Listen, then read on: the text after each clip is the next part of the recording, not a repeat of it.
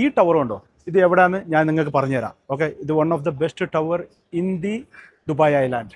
Let me show you the location and the amenities. ഇതാണ് ഞാൻ പറഞ്ഞ ടവർ. ഞാൻ റോഡുകൾ ആദ്യം കാണിച്ചു തരാം. ഇതാണ് ഷെയ്ഖ് സായിദ് റോഡ്, ഇതിൻ്റെ ശേഷം വരുന്നതാണ് അൽ ഖൈൽ റോഡ്, ഇതാണ് Sheikh Mohammed bin Zayed road. അതിൻ്റെ ഈ ലൊക്കേഷനാണ് വരുന്നത്. ഇനി അടുത്തത് ഞാൻ കാണിച്ചു തരാം.